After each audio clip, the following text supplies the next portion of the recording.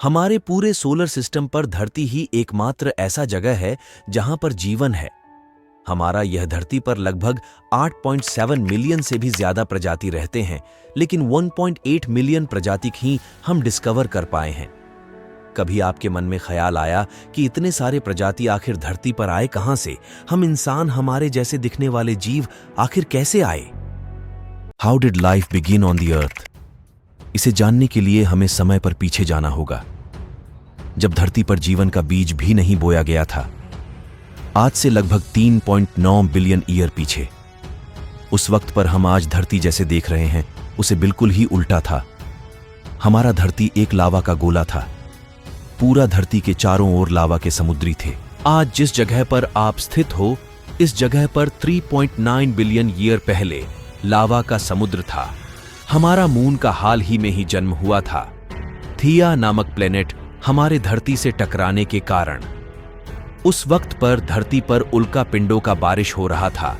इस उल्का पिंडों का बारिश को बॉम्बार्डमेंट इवेंट भी कहा जाता है। धरती पर बड़े बड़े चट्टानों का आना, धरती के चारों ओर उल्कापिंड के कारण लावा चारों ओर से चित्र गया है धरती पर।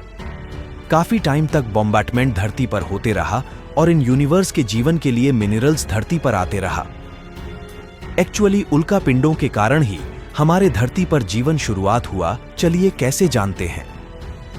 हमारे धरती पर समय समय पर उल्का पिंडों का बारिश होते रहा, लेकिन इस बार यह उल्का पिंड बड़े महत्वपूर्ण चीजें ले आ रहा था।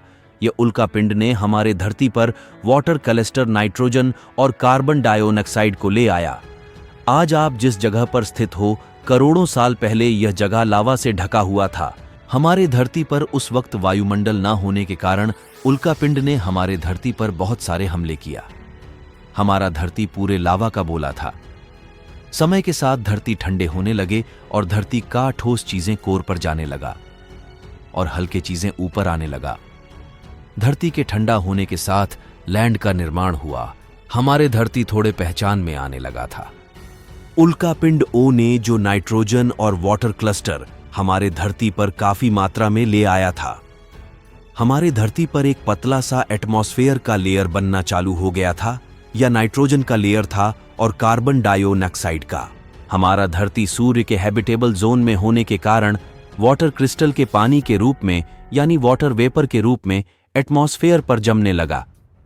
फिर यह वाटर पेपर हमारी धरती पर पहले पानी के बूंद के रूप में बरसने लगा। यह बारिश हमारी धरती पर काफी लंबे समय तक चला और हमारे धरती पानी से भर गया, जिसे आज हम समुद्र, महासमुद्रों के नाम से जानते हैं। लेकिन हमारे धरती पर आप भी जीवन का शुरुआत ही नहीं हुआ।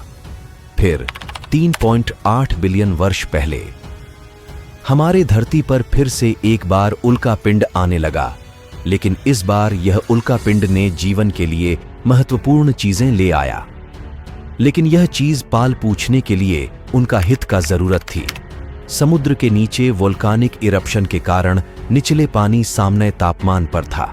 यह मिनरल सही तापमान पाने के कारण एक प्रक्रिया किया। यह क्या प्रक्रिया था, आप तक साइंटिस्ट बता नहीं पाया, लेकिन यह प्रक्रिया से एक चीजों का जन्म हुआ, जिसे हम जीवन का पहले बीज कहते हैं। जिस सिंगल सेल ऑर्गेनिज्म का जन्म हो चुका था। देखते ही यह सिंगल सेल ऑर्गेनिज्म समुद्र में पूरा अपना बस्ती बना चुका था।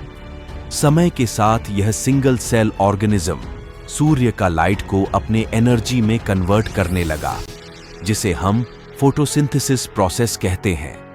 यह प्रोसेस वर्तमान पैरों में देखा जाता है, जिसके कारण ऑक्सीजन बनता है।